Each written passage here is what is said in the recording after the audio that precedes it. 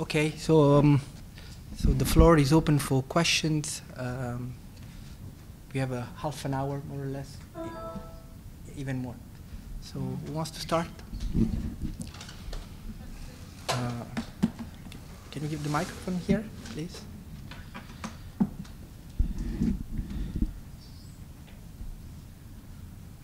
Je ne sais pas, Khalid, si je dois intervenir ou laisser ça après. Parce que vraiment, ça m'a interpellé. Tu sais très bien, je te dis que je travaille sur ces histoires de terre collective. Et effectivement, c'est un grand sujet ici au Maroc. Et ça m'intéressait la façon dont tu l'as abordé parce que tu as regardé ça dans une échelle maîtrisable et tu as vu comment, qu'est-ce que les gens, les petits agriculteurs font de ces terres. Effectivement, ce sont des évolutions qui existent un peu partout au Maroc, où on voit les changements. Nous, on parle de système de production, on peut même parler de système agraire, etc. C'est vrai, et ça nous donne une idée très importante aussi, avec, même, je ne sais pas, parce que je ne comprends pas parfaitement l'anglais, quand tu as parlé d'appropriation, pour moi, il y a de l'appropriation, et c'est une manière aussi de sécuriser. Alors, la loi de 1919, il y a des écrits dont je t'ai parlé tout à l'heure, hier et tout à l'heure, qui maintenant parlent un petit peu de la fiction juridique. Toi, tu as parlé de shadow, l'ombre, et il parle de fiction juridique parce que c'était une loi assez bizarre et très floue, et qui donne à la fois la propriété aux populations, comme tu l'as défini, c'est l'article 1 de la loi de 119, il dit que c'est des propriétés de tribus, de fractions de tribus, de droits, etc., dont les gens jouissent, donc ils ont juste un droit de jouissance selon les coutumes locales. Vas-y voir ce que ça veut dire les coutumes locales, c'est comme on est toujours dans le flou, sous l'autorité, sous la tutelle administrative, effectivement, du ministère de l'Intérieur.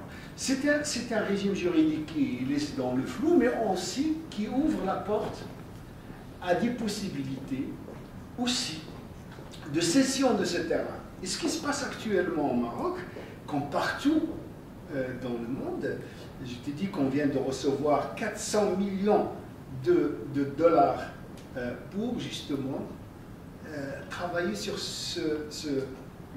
la réunion que tu as mis. Il y a énormément de réunions sur ce système. C'est pour assainir, on parle de la milquilisation des terres collectives. Qu'est-ce que ça veut dire la milquilisation? Donner la propriété aux gens, c'est pour pouvoir racheter toutes ces terres à des prix. Et ça, c'est un système qui existe. Donc, le sujet sur les terrains collectifs est un sujet immense. Et toi, tu connais très bien parce que quand tu passes vers Ngo, tu sais, tu passes par Imeder, c'est le plus grand sit-in du monde.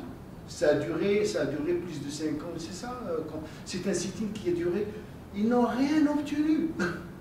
Les gens sont restés là, ils n'ont rien obtenu. Parce que les gens qui sont dans les mines, et ce sont des terrains collectifs. Donc l'histoire des terres collectives, c'est une histoire qui ne va pas finir au Maroc. Il y a énormément d'écrits là-dessus, on peut l'aborder de différentes façons. Et moi, je suis content que tu l'abordes de cette façon-là, comment les gens vivent avec ces terrains, comment ils sont en train de les changer, comment ils sont en train de...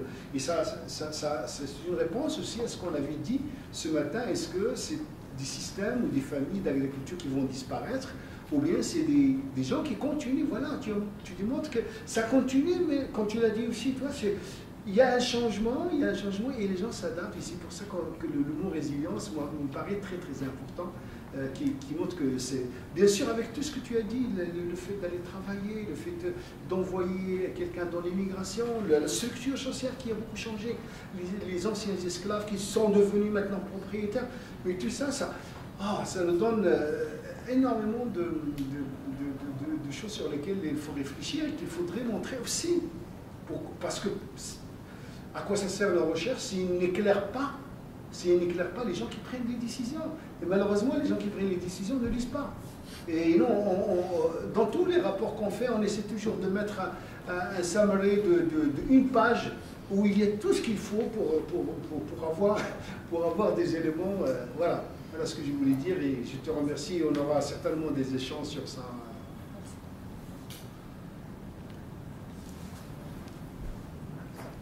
so on.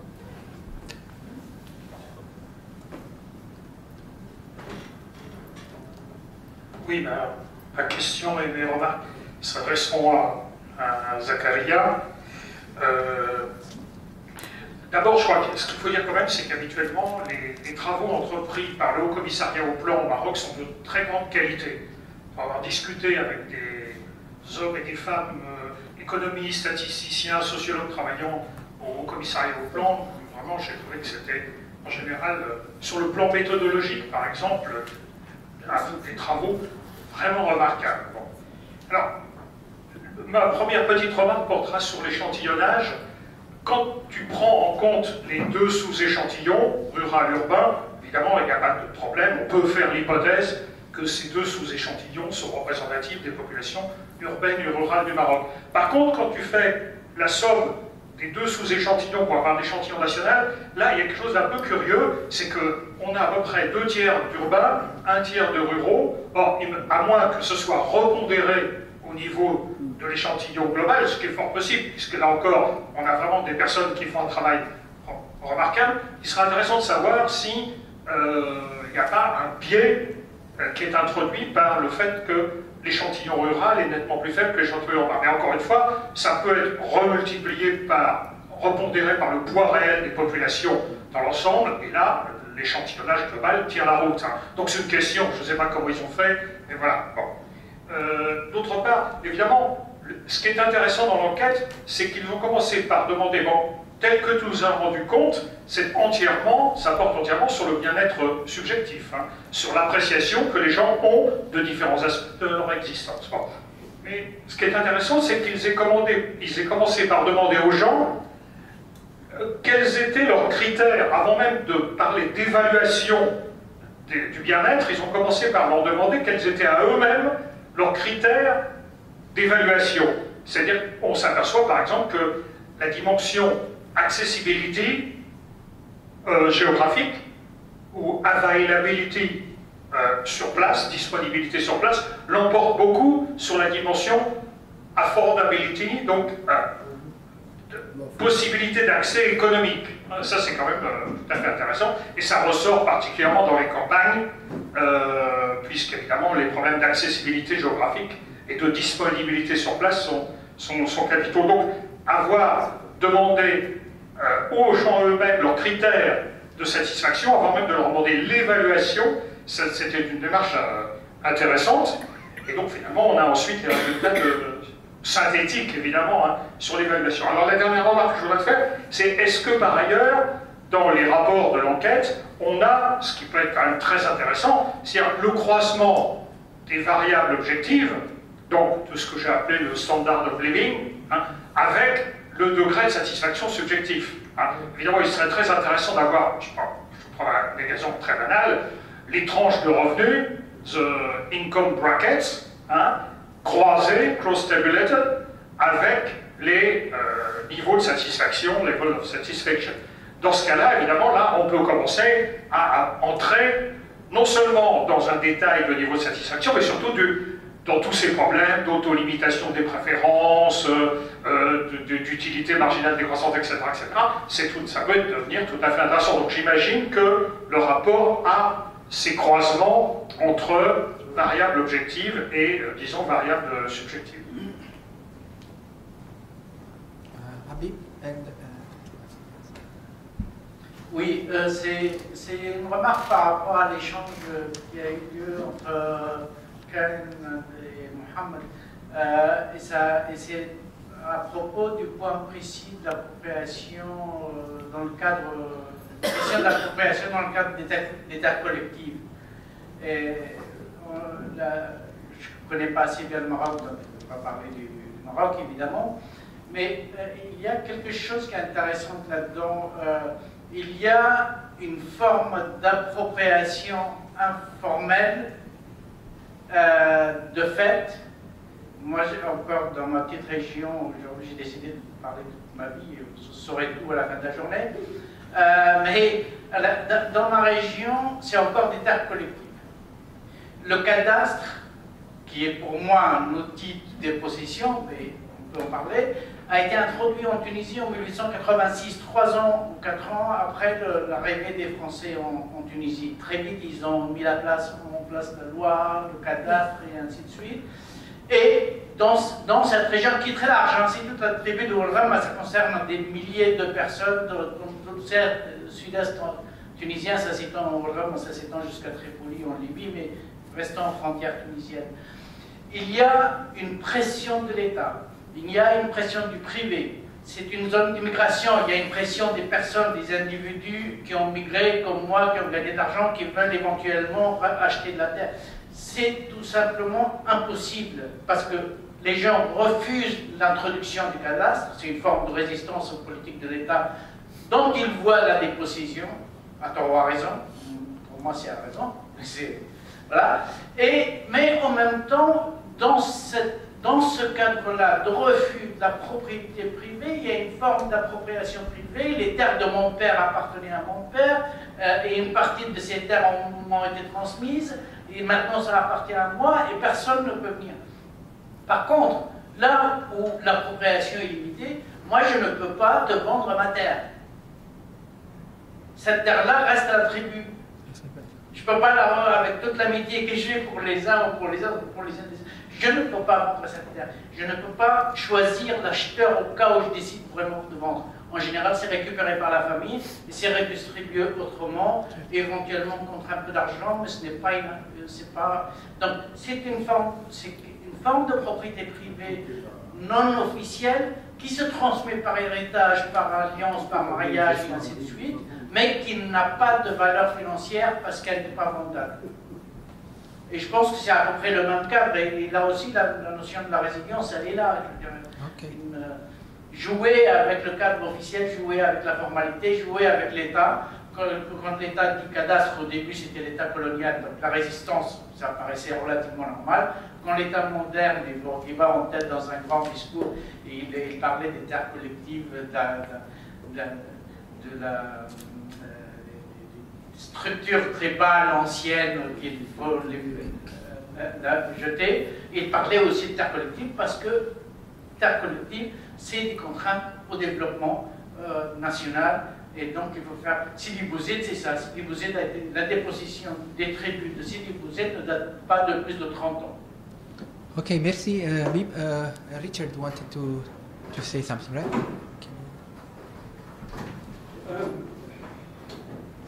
And then we give the chance to the panelists to reply. Well, first of all, the subjective objective, if I understood correctly, I think that what I got from the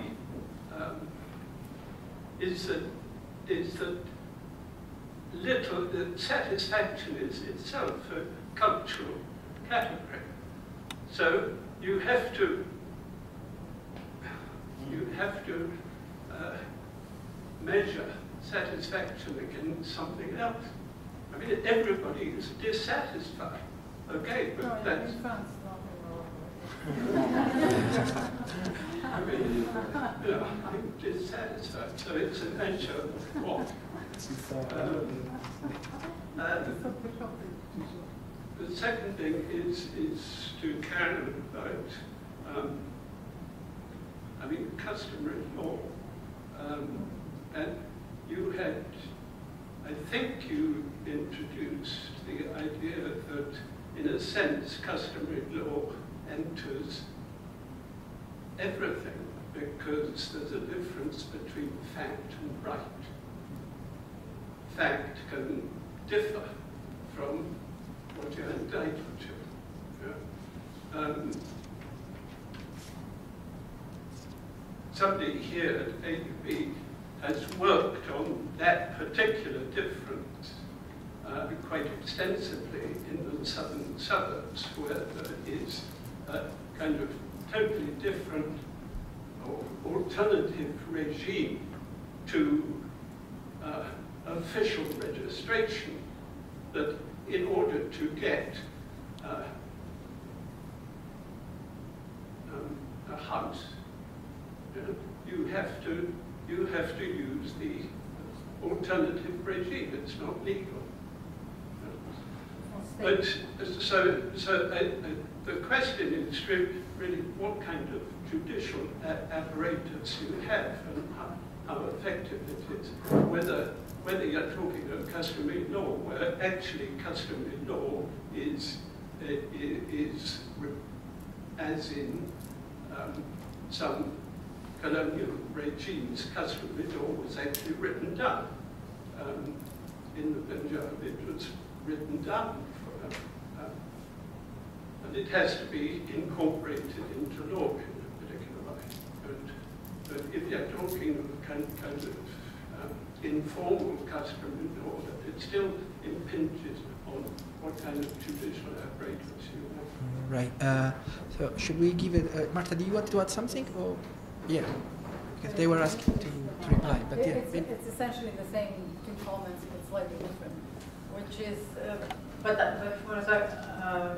for Karen, I mean, he's saying judicial. It doesn't have to be judicial, but what didn't come through in your presentation was, in case of conflicts, I mean, how are these resolved? Because it was as though the system could s'autogérer, and maybe that's the case, but that would be extraordinary. And so later on, how does that fit in? And Zakaria, I think I have the same questions, Richard, only stronger. I mean, I always tell my students never to put value questions in a questionnaire, because I mean, it's just, you know, I mean, questionnaires are not made for value questions. You get n'importe quoi. But that raises an interesting question, because you had a problem with some of the answers, right? This exercise in asking people whether they're happy, so to speak, or satisfied, is an exercise in itself for a government that deserves reflection at the ground level, right? It's not asking you how many rooms you got in your house, or that kind of stuff. It's asking you, pardon, j'aurais pu parler en français, c'est vous demander, mais ça peut être très utile pour les gouverneurs. C'est relativement nouveau, il me semble. Enfin, on parlait de statistiques depuis 2 jours et on n'avait pas ce genre de statistiques devant nous. Merci. Okay, so Karen, you want to go first? Sure. Thank you very much. Maybe I'll start kind of working backward. Indeed, the difference between kind of fact and right, practice and sort of politics. There are many conflicts at different scales, and how they're managed varies a lot on what sort of geographical and sort of political scale you have. But this is where the kind of opacity of the state really comes in. In certain respects, a lot of these conflicts are managed outside of the state in a very explicit way. So, you know, people would say repeatedly, we try to distance ourselves from the state as much as possible, and so we manage our own affairs, and that's sort of, you know, true to an extent. So there are sort of non-official ways of kind of conflict resolution that sort of rest on these informal sort of communal land representatives. But in essence, the Ministry of Interior still has a very fundamental role to play in managing these conflicts, and that goes from that sort of colonial past. This was not a case in which customary law was written down, but it was sort of circumscribed by the state. And so the Ministry of Interior does, in fact, get called in depending on the nature of the conflict. So there are land occupations here where people will informally appropriate land. There were a couple of land occupations when I was there into the sort of the parcours, the tribal confederation land. And in those cases, the resistance was against the state. It was not understood as a division of the commons or an enclosure. It was understood as resistance against the state, against the Ministry of Interior. And so this is where discussions of what it means to have collectively owned land and a sort of automatic desire is to protect people's collective ownership, but we have to think about the substantive meaning of collective in that circumstance, and what not only the juridical but political apparatuses. So there are huge implications to this question, as Mohammed indicated. And I think it's because of the explosive political nature that we will have a policy impasse here. There will not be collective land reform, because at the end of the day, it's to the benefit of the state to have this huge reserve of land that it can dole out to political cronies, and for a dirham a square meter, and it's essentially a land reserve controlled by the state. And so that's when you start to look at sort of people's informal actions as really a sort of form of resistance against state power, I think. So, yeah. I don't know if I answered everything, but... Merci beaucoup pour vos questions. Alors, je répondrai très rapidement. Hein. Alors, sur la répartition rurale-urbain, actuellement, on est 60% d'urbains au Maroc et 40% de ruraux. Hein. Statistique, peu importe comment on définit le rural et l'urbain. Mais en tout cas, donc moi je pense que les proportions ne sont pas très loin, mais je pense qu'il y avait un biais, mais qu'ils n'ont pas fait la pondération par la suite. Ils ont laissé ça, je pense, hein, mon hypothèse. Alors, sur les questions de demander aux gens eux-mêmes, l'HCP, c'est des amis et des collègues. Hein. C'est une institution publique, mais avec beaucoup de compétences. Hein. Ils produisent beaucoup de choses qui sont intéressantes. Hein. Maintenant, c'est juste parce que je me suis amusé à critiquer. Mais dans le fond, ils produisent énormément de choses qui sont intéressantes. Quoique, sur l'aspect un peu pluridisciplinaire au sein de l'HCP, il n'y a pas. Hein. C'est quand même un corps de statisticiens hyper protecteur de ce qu'il fait. C'est normal. Mais en tout cas, les sociologues et les anthropologues à l'HCP, ça n'existe pas. Hein. Ils avaient un qu'ils ont viré il y a 5 ans. Et bon, mais bon, sociologie des corps, c'est autre chose. Mais bon, ça, c'est la réalité. Donc, on est quand même sur des... Quand on mobilise des sociologues, c'est comme les ingénieurs agronomes. C'est pour faire joli dans le décor. Hein. Comme quoi, on a fait appel à un sociologue. Mais non, il n'y a pas vraiment cette intégration interdisciplinaire dans la décision publique. Maintenant, sur les croisements des variables objectives et subjectives, hein, je suis tout à fait d'accord. D'ailleurs, j'ai essayé de les faire en disant que les catégories sociaux, voilà, et les jeunes, il y a une corrélation, voilà, négative ou positive. Il y a ça, mais je ne pouvais pas aller au-delà juste par manque de temps. Alors, juste un clin d'œil pour les questions de valeur. C'est vrai que, comme j'ai fini par le dire, que la production publique sur des questions-là, elle reste un peu biaisée, mais elle reste intéressante. Alors, les chercheurs aussi, ils font ça. Au Maroc, on a deux très bonnes études sur les valeurs, donc l'islam au quotidien et les valeurs des Marocains, et qui a produit des choses très intéressantes, en posant justement des questions sur les valeurs, avec beaucoup vraiment de rodage méthodologique, mais les 2 bouquins, il existe autour de ça. D'ailleurs, c'est juste un clin d'œil, c'est une des études où on a fait, par exemple, les Marocains, quand on dit aux Marocains, quelqu'un qui ne fait pas le ramadan, comment vous le considérez? Kafir, il faut le tuer.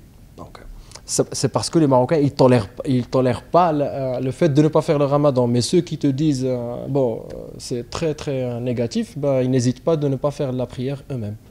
Donc, et ça, c'est des choses qui sont sorties des enquêtes comme ça, qui sont un peu contradictoires. Bon, il y a des explications pour, mais c'est juste que je dis comment on peut tirer des choses, des valeurs aussi. Voilà, merci beaucoup.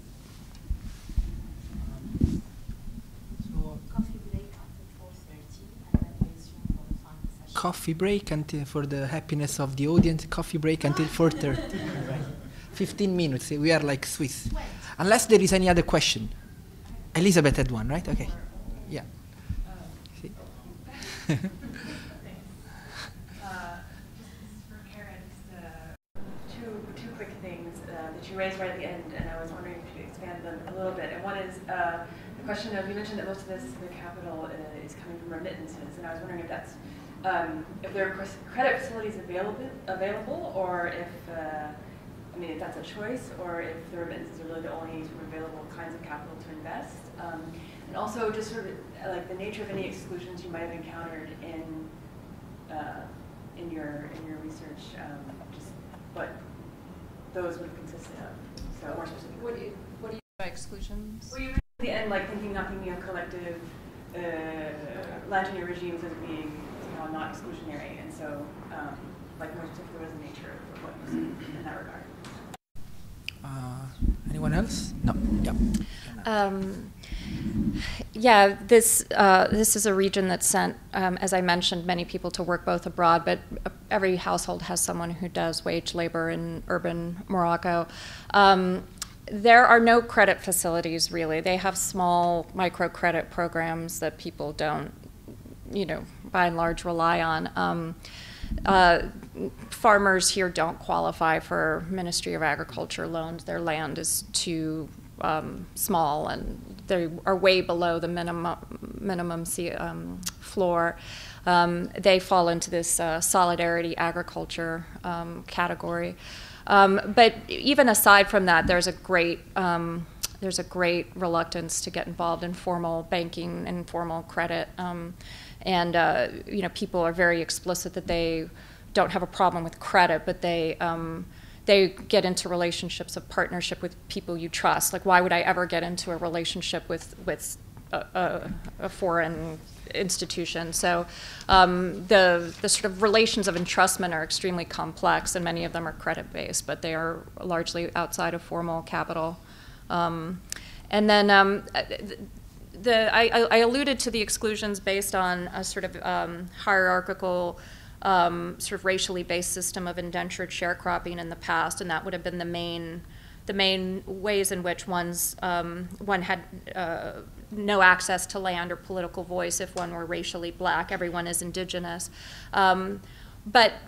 But there were many different exclusions in terms of who could really get involved in extensive pastoralism because of status, and then there are obviously gender exclusions. But the ones that would really matter here relate to one's tenure status, one's access to which pasture land, and that was partly based on your race, but partly based also on your overall status. So those exclusions do relate to sort of tribal confederation. Understood. Yeah. Okay. A further question? Can we keep it for the coffee? For the tea. Yeah, the tea or the coffee. Yeah, sorry, English. So please join me in a round of clap for the presenters. Thanks.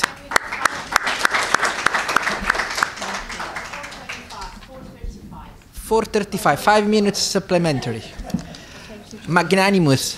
De cette façon-là, comment les gens vivent avec ces terrains, comment ils sont en train de les changer, comment ils sont en train de... Et ça c'est une réponse aussi à ce qu'on avait dit ce matin. Est-ce que c'est des systèmes ou des familles d'agriculture qui vont disparaître, ou bien c'est des gens qui continuent? Voilà, tu démontres que ça continue, mais comme tu l'as dit aussi, toi, il y a un changement et les gens s'adaptent. Et c'est pour ça que le mot résilience, moi, me paraît très très important, qui montre que c'est, bien sûr, avec tout ce que tu as dit, le fait d'aller travailler, le fait d'envoyer quelqu'un dans l'immigration, la structure sociale qui a beaucoup changé, les anciens esclaves qui sont devenus maintenant propriétaires, mais tout ça, ça nous donne énormément de choses sur lesquelles il faut réfléchir et qu'il faudrait montrer aussi.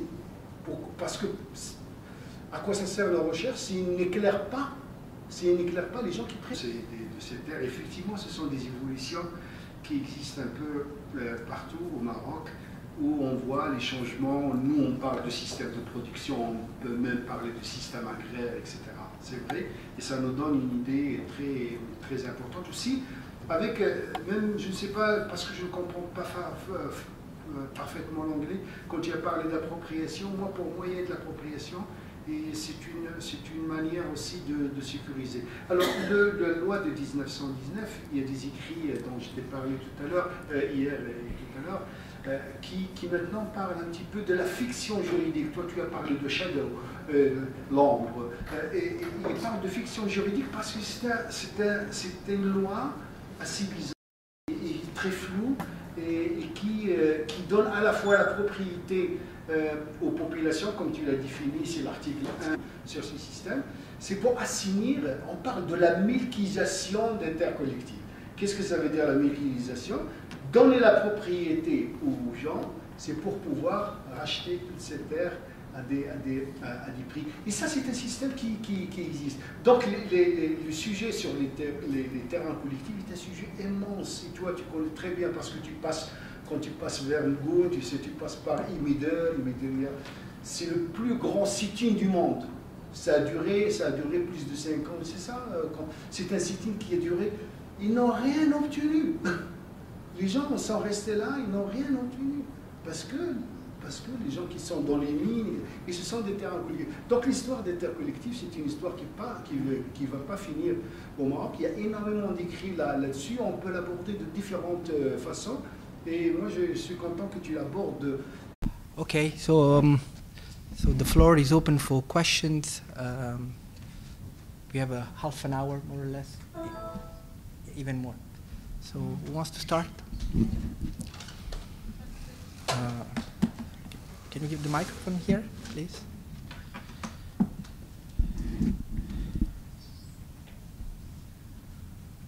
Je ne sais pas, Karine, si je dois intervenir ou laisser ça après.